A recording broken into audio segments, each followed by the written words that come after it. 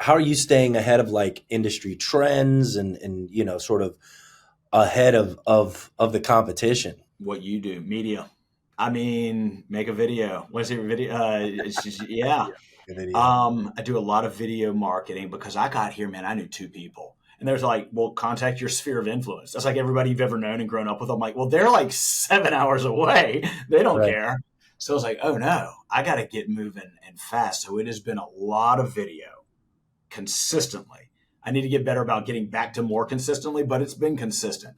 Um, and just right now I'm fishing with a really wide net. I might be somewhat, annoying to people, but I'm like, I can't, I've got to I got to get out there very quickly and get known very quickly. So, um, meeting as many people as I can meet, having what they call high impact conversations to where it's, yes, getting to know you and quickly, but also, relaying what I do. And if there's a way for me to help you, getting into that as quickly as possible. But honestly, the best and most powerful tool out there is your phone and video on your phone. Hey, I'm Armando Leduc, producer, film actor, and owner of Leduc Entertainment. I've chosen a life off the beaten path and wanted to find others that are doing the same. Spaghetti on the Wall is a show based on all of the years that I've thrown spaghetti on the wall and nurtured what stuck. We will share fun stories, ideas, tips, tricks, and more. Welcome to Spaghetti on the Wall. Good morning, good afternoon, and good evening, depending on when you are consuming this podcast, Spaghetti on the Wall. Ladies and gentlemen, we are back with another one. Caleb Michaelson, good friend of mine, could say is the reason why I'm married today. It's interesting how things sort of intersect, but me and Caleb go way back doing movies. And he's now living in Huntsville and is doing real estate and has a kid, and life is much different these days. So I wanted to bring him on because, I think he's an excellent person, amazing, business person, human being, father, husband, friend. Quality person, and I appreciate you being here. So welcome to the show, man. Thank you for having me on, and I appreciate that, dude.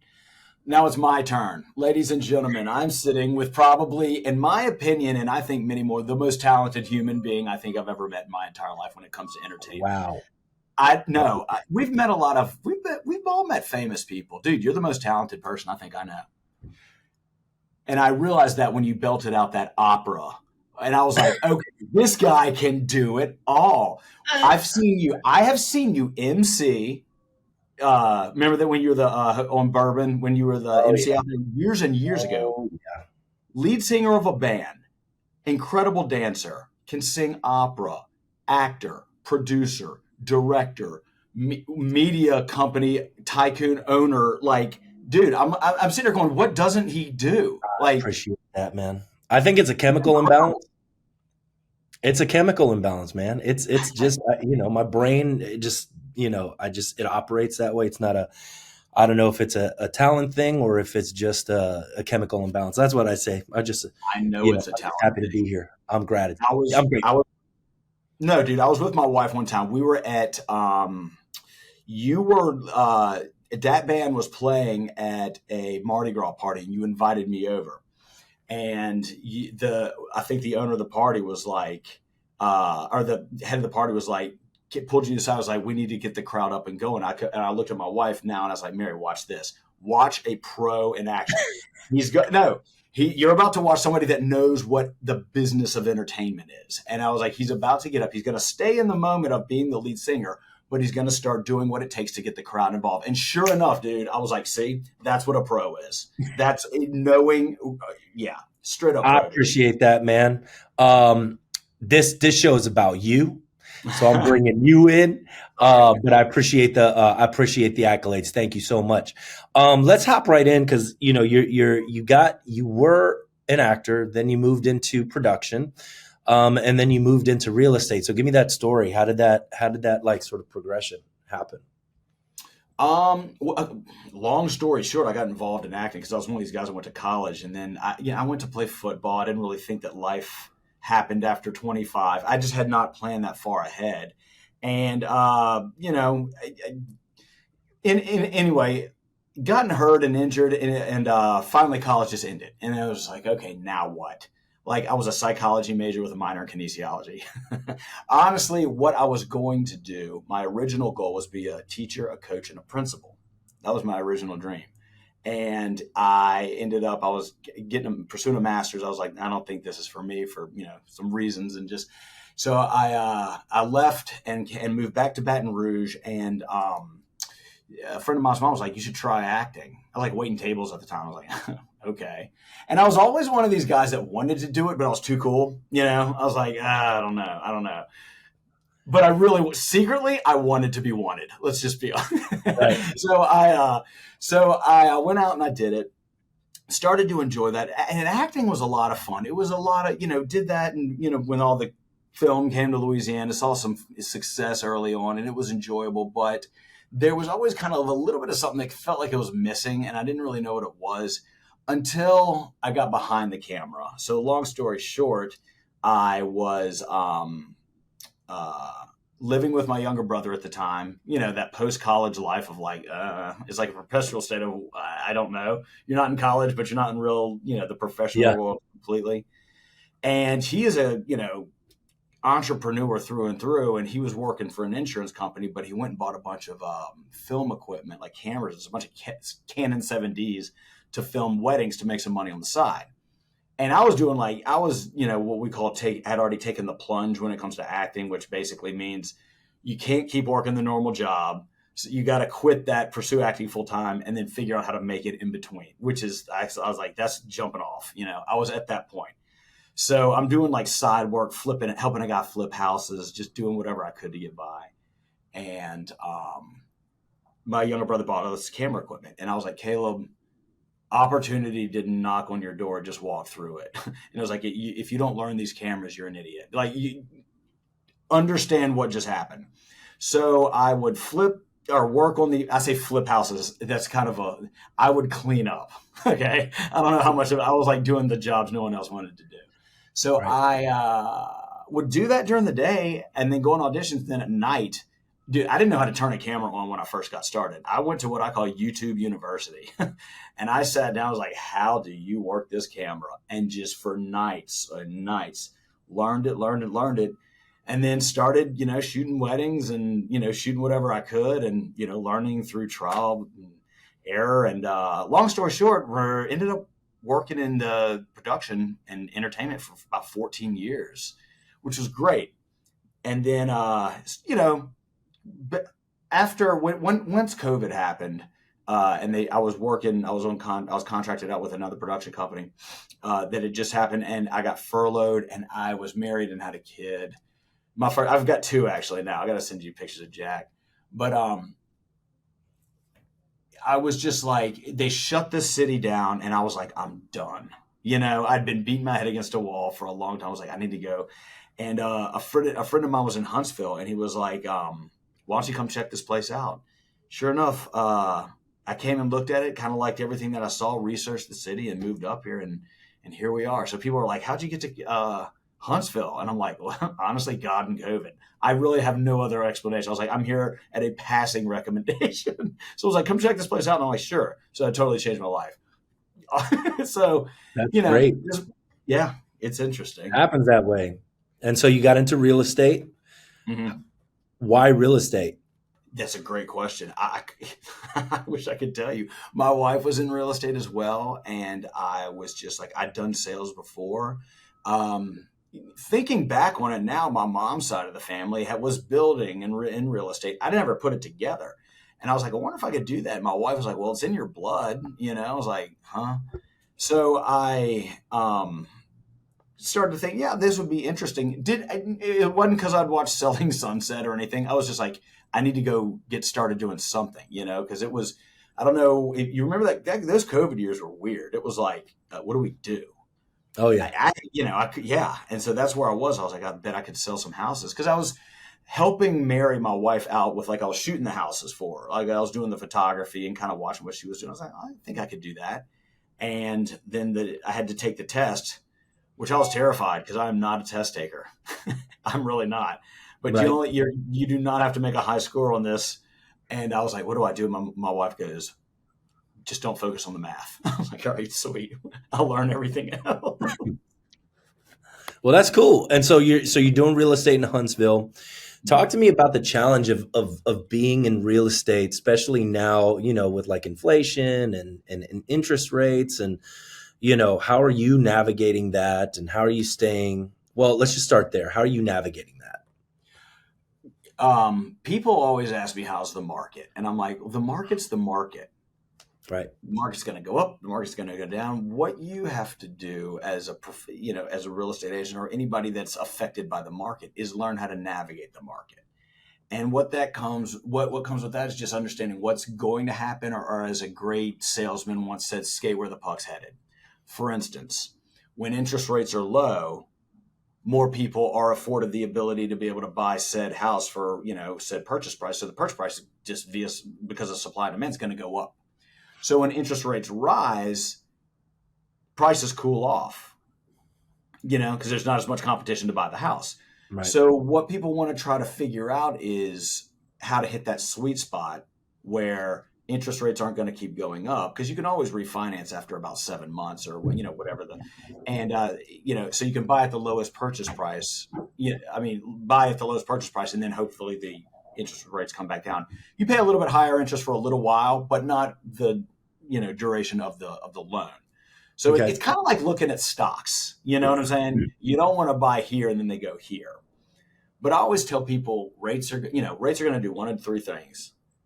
They're going to go up, they're going to go down, and they're going to stay the same. And the best time to buy is always yesterday. Yeah. So that's true. Yeah. So I mean, no, people are going to continue to buy houses. I mean, no matter what. Mm-hmm. What how are you staying ahead of like industry trends and sort of ahead of the competition? What you do, media. Make a video. What's your video? Yeah. Video. I do a lot of video marketing because I got here, man. I knew two people. And there's like, well, contact your sphere of influence. That's like everybody you've ever known and grown up with. I'm like, well, they're like 7 hours away. They don't Right. care. So I was like, oh no, I got to get moving and fast. So it has been a lot of video consistently. I need to get better about getting back to more consistently, but it's been consistent. And just right now I'm fishing with a really wide net. I might be somewhat, annoying to people, but I'm like, I can't, I've got to I got to get out there very quickly and get known very quickly. So, meeting as many people as I can meet, having what they call high impact conversations, to where it's, yes, getting to know you and quickly, but also, relaying what I do. And if there's a way for me to help you, getting into that as quickly as possible. But honestly, the best and most powerful tool out there is your phone and video on your phone. I'll tell you this, my first real estate coach was like, how much of social media are you doing? I'd already deleted Facebook. I'm not like, wasn't a fan. I was like, it's not my thing. I don't like it really. And he goes, you need to be posting twice a day. I was like, wow. So I'm like, okay, Caleb, you're paying for this coach and you're either going to take his advice or not. So I was like, I'll take his advice.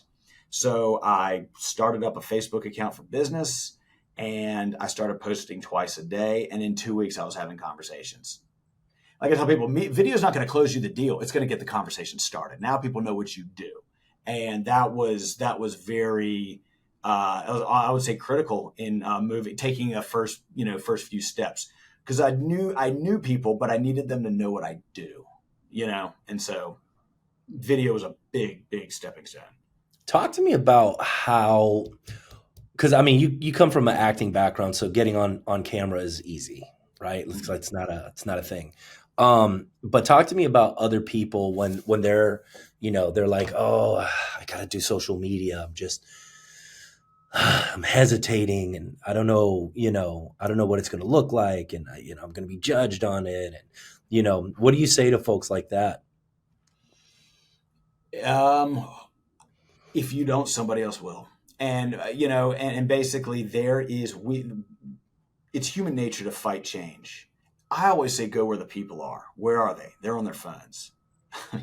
It has become easier to prospect now more than ever. I also go door knocking. I'm pounding the pavement, but oh yeah, dude, I'll bring flyers. I'll knock on my door, and that's, I mean, I have people be like, you get what you get. But when it comes to people being hesitant on camera, I'm like, I gently tell them, get over it. This is the easiest way. Cause I'll tell people, we're not looking for Kardashian numbers. You're looking to prospect to your friend group. And because, the average person is like 8 real estate agents, you want to be top of mind. And so you want to create content that reminds people of what you do. Yeah. It's a gentle balance, but you're basically constantly like, hey, I'm a real estate agent. Hey, I'm a real estate agent. But you also provide value. And what I like, the value for value model from a podcast that I listen to a lot. It's called No Agenda. It's a great, wonderful podcast. And that you don't pay for it. It's you provide the value. They provide value, and you either donate your time, talent, or treasure back to them.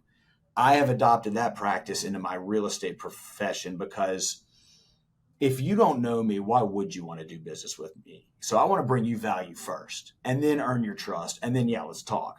But just to assume that I'm going to just have your business just because, that's a little presumptuous of me, especially, but I tell people, if you just get started, that's the best way. Just get started, because you'll get better. But if you never get started, you'll never get started. My older brother, you've interviewed him before actually on this as well, but he says there are loan officers that are older in the game that with a wealth of knowledge. They can tell you how money works up one way and back down there. They're getting out the game because they can't connect with the next generation coming up. So we live in the age of information, and I always say communication in this day and age is just not an excuse. There's a million ways to get in touch with people. Figure out the most popular one. I got a story for you. Tell me. How about this? So there's this salesman, and his territory was in Africa, okay? And it was this tribe. It was a shoe salesman. And he went over there, and they had already placed the order for this territory, and they had ordered several thousand pairs of shoes. And he goes over there to meet the people and everything. And he comes back. He goes, cancel the order. And the guy goes, why? His boss said, he goes, because no one over there wears shoes. And the guy listening to him goes, tell you what, I'll take your territory and double the order. He goes, why? He's like, because no one over there wears shoes. We don't know what we're missing out until bring people what they don't know that they need, and when you are providing value and information on social media and video, as you have figured out a long time ago, you stand out. It's just another tool for the tool belt. Yeah. You had said something earlier. I wanted to come back to it. Time, talent, and treasure. Where's this from? Is that from a book? It is. Is that from the good book? It's from the podcast, actually. It's because it's called No Agenda, so they don't have any sponsorship, as far as they're not tied down to any they don't have to do what their advertisers basically tell them to do, right. Kind of corporate media. Love it. I love it. I love that. So their listeners are their producers, and they donate. So they fund it via donations, and they're like, whatever this show means to you, we just ask that you reciprocate it in donations, and just keep the thing funded. Now their time is, people will send them clips from news around the world, and it's like a news podcast, so it's a good, accurate picture of what's going on in the world. Talent, they have their own jingles, and it's with Adam Curry. Do you remember Adam Curry from MTV Monsters? Not Monsters Ball. I know the name. Yeah, he's awesome. What's his podcast? He's the guy that actually invented podcasting, so he knows what he's doing. And his his outlook on this is just really incredible. And it's him and John Dvorak out of Silicon Valley. And it's like that old school style radio show where the chemistry is just wonderful. And it's really good. So you donate to keep the show going. You donate your time, which is like supplying clips for them to talk about, your talent, the jingles, your transition jingles, or your treasure via money. So yeah. That's cool. I love that. I love that concept. You ever read The Go-Giver? No, I've not. It's good. It's good. Yeah. Really good book. Mm-hmm. But just that's the sort of the mentality when it comes to like selling, or when it comes to connecting. It's it's what are you giving first, right? And I love that idea of doesn't necessarily have to be money. It could be time, could be talent, which is great. you know, Yes. some advice, on how to get better. Hmm. So that's really cool. I like that concept. So people are, I think they're getting, some people are getting to a point where they're feeling like it's saturated, right?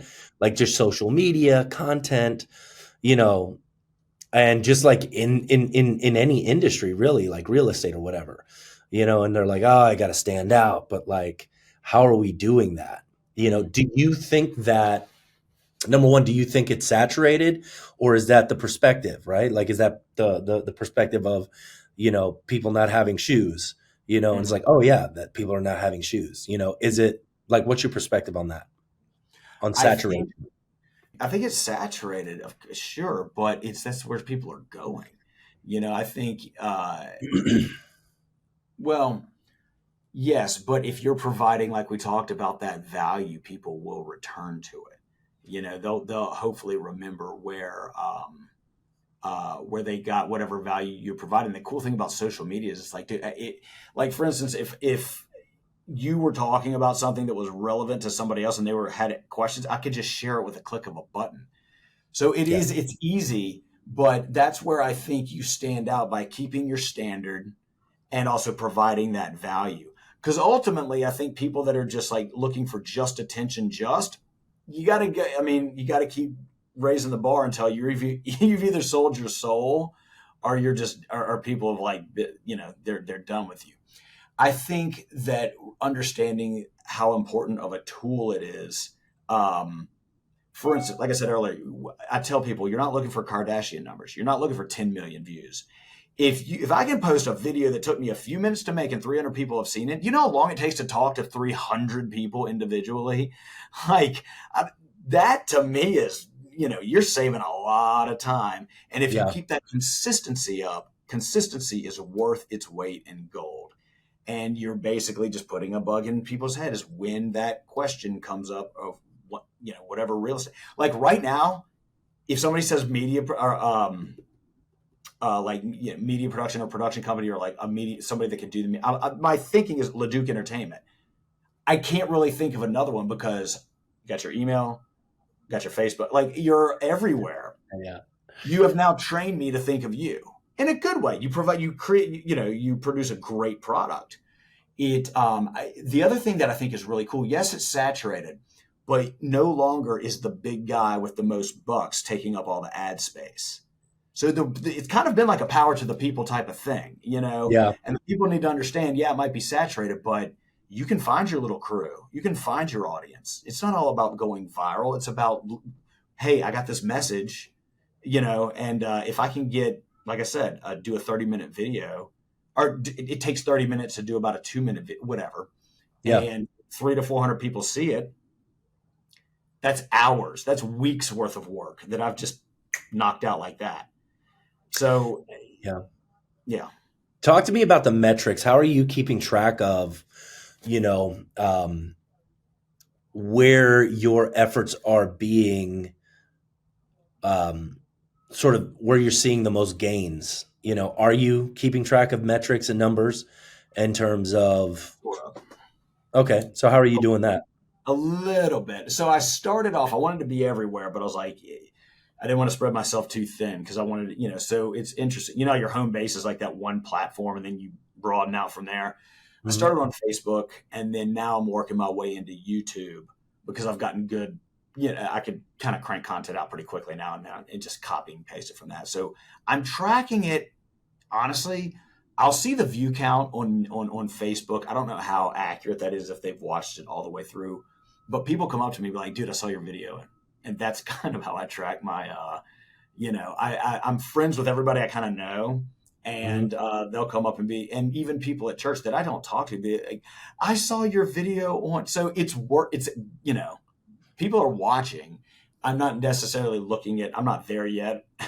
Hopefully one day, but to me, it's just like the consistency is where the value is, and so I'm not tracking it necessarily like looking at bars and graphs and things like that. But people are coming up to me and be like, I saw, because every now and again I'll do a little tester. About 80% of my stuff's real estate. I'll throw out something silly or goofy every now and again, and the view count goes up, and people are like, that was hilarious. So Yeah. a good way to kind of test stuff is throw something random and see how many other people comment on it or like it. And you're like, okay, everybody's seeing it, just not everybody's commenting on it. Right. Yeah. Are in terms of like the return on investment in time, right? We already know that the social media builds that credibility, that authority, that trust. Mhm. How much like can you attribute any sales from directly from your social media? I just closed one last week, straight up. A referral from social media. Like this guy in our neighborhood was like, I need to sell my house. I'm not looking for an agent like all over the place. And our across the street neighbor was like, call Caleb Michaelson. Then she hit me up. She goes, I mean, it's all like on Facebook. She goes, Caleb, you need to reach out to this guy. Reached out to the guy, went and met him. We got, got his contact. Yeah. And it was, and this was, we didn't end up listing his house because he had to get it ready for a few months, but it was like quickly, very quick that it all happened. Other people will reach out, be like, I saw your video. And I do a lot of teaching people, not a lot, but I teach people how to do their video as well. People will be like, how do you do this? What do I do? So it tells me everyone's seeing it. And I guess I would say it's better that people are seeing it than not seeing it. Yeah, you for know? sure. Yeah. Yeah, I always have prospects and clients that are like, not clients anymore because clients understand the value, right? Like it's Mhm. prospects that are always like, okay, yeah, I get it. I have to be on social media, right? But that's all they know. They just know I have to be on social media. Mhm. Be great to have numbers that go, hey, in this industry, this is these are the type of views on these types of videos, Yeah. and what you can expect in terms of getting that money back. But Mhm. that's another thing too. It's like, especially for organic social media, it's like it's organic, it's brand building, right? It's not Mhm. necessarily advertising unless you put ad spend next to it and then you can track it, and go, yeah, these numbers are from this particular ad. But organic social is just brand building, right? It's just like you're saying. It's like that social media billboard that like people Mhm. are seeing your stuff. Even if they're not necessarily looking at your video, they're scrolling and they see your face. They're scrolling and they see your face.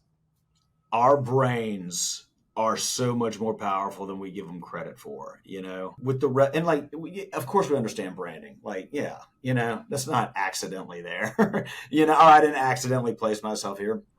But, even if they're not watching the video all the way through, and it's, I don't know, I'm sure they can, that, the further they get into the analytics, figure out exactly how long people are watching.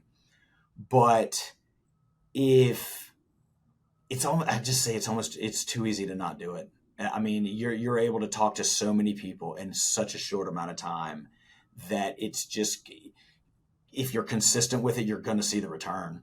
You know, Yeah. you will see the return. And like I said, if you don't, your competition will. Yeah. People They're get doing it social now. media, huh? They're doing it now. Yeah, yeah. Get on it, because like the more, the people that truly get it, because I think that a good standard of content is still separate, because the good thing about, people like you and I is we know that you have a good standard from your film training, so you know how to do this stuff. Right. And what that I think you want to keep is the ability to keep a higher standard, because it will stand out more than just somebody, showing a house like this where it's like, well, that's your face. You know what people need to see and probably want to see. Right. So, um, yeah, that I would say, it's hard to track for me, but like I said, I'm not geared into tracking right now. I just know to keep, just, well, as your podcast is named, throwing as much spaghetti against the wall. Yeah, man. Yeah, just got to keep going. Got to keep Mhm. doing it. It's the it's Mhm. it's that process because things change all the time, especially with social media. Yeah. Clubhouse was the thing for a minute, and then Mhm. it's a ghost town now. Yeah. Which is why another reason I'm always telling people like, hey, put your stuff across all platforms because you never know which one's going to go up, which one's going to go down. Here's a little gem for everybody. I was at this visionary summit, and this guy, his name is Trent. He was doing a talk. I'm going to have him on my podcast later on, but he's working with NIL. and that whole with these athletes that are coming into college. So if y'all are looking at building a brand and increasing like engagement, work with some of these kids that are in college, right? That have a following already. They're looking for money, to do appearances, to come on a podcast, to, maybe create some user generated content. So we're going to start doing that for sure for some of our clients that have podcasts, like invite, you know, the quarterback for UGA, you know what I mean? To like these podcasts, and you pay them, you know, who know, it depends. They got the valuations now on all of these kids. Like Mhm. Arch Manning is like, at like 3 million or something like that already in evaluation, Wow. So, Yeah. but these cats, they're able to make money off their likeness now. So if you're looking to increase that social currency with your social media, Mhm. have them come out to like, to a house, with Yeah. that you've got out there, and just, hey, this is this is the running back for Alabama, and he's going to tell you, why Caleb Michaelson sells the best homes, Mhm. and then he tackles you, you know what I mean, or something like that, you know, Yeah. be Yeah. kind of be kind of fun. So I'm going to start playing around with the whole NIL situation, because one, these kids could use the money, you Mhm. know, and two, you guys we can also use the social currency and the branding of it. It's a really like, and I'm all for it. These people, I mean, these kids should be making money, I Yeah. mean, and if they can figure, like, why do you go to college anyway? To learn how to get a job and work. What's wrong with it happening now? Another Yeah. thing that, another selling point I would just say when it comes to this social media, I was like, y'all don't understand what it used to take to do a 30-second spot back in the day. You had to hire a camera department, a sound department, grip and electric, an editor, camera operator. All this starts adding up at minimum $10,000. At maximum, this is pre-media buy, $100,000 Yeah. for one 30-second spot that Yep. might run locally, you know. And if you're lucky, and then that's just the hard cost of production. It's all in here. It is all in here. Yeah. It don't cost you a thing, but just learn how to do it in a little bit of time. If you're not doing it, like I tell people, I don't know what to tell you. Yeah. Like, it is free. Yeah. Yeah. On that note, and that on that note, if you don't have the money, you have the time. So put in the time. If you don't have the time, then spend the money. Yep. Either or, you know what I mean? Because you got to do it regardless. So that's legit. I appreciate you being here, Caleb. Tell them where they can find you if they need a home.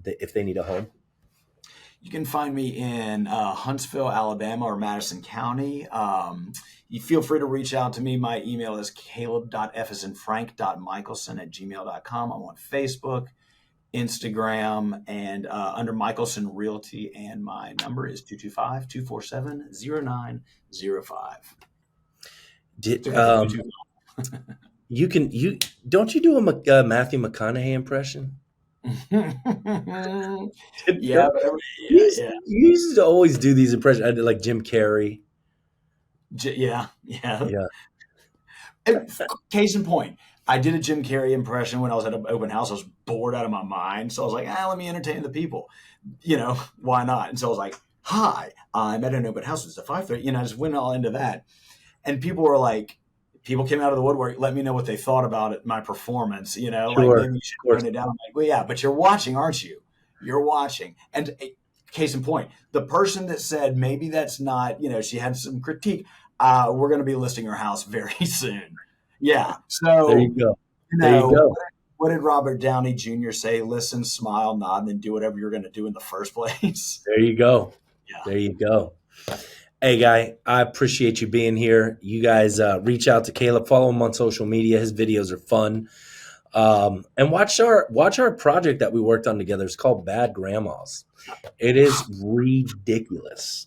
It It's is about these grandmothers that act like frat boys. Really, it's set in New Orleans. It was crazy. It was just was a fun Written little. and directed by you, and that was probably some of the funniest.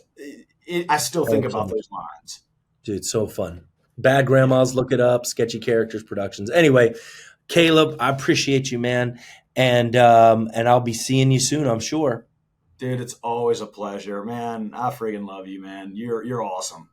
Keep doing what you're doing, brother. I love seeing your success, man. You're All killing it day, out every day, man. there. Yes, And sir. that was Spaghetti on the Wall, ladies and gentlemen, brought to you by LaDuke Entertainment for all of your social media marketing needs, podcasting, digital media. We got you. And you can watch Spaghetti on the Wall anywhere where you're catching a podcast. You're probably listening to it right now. Spotify, Apple Music, iHeartRadio, all over the place. And we'll see y'all next week.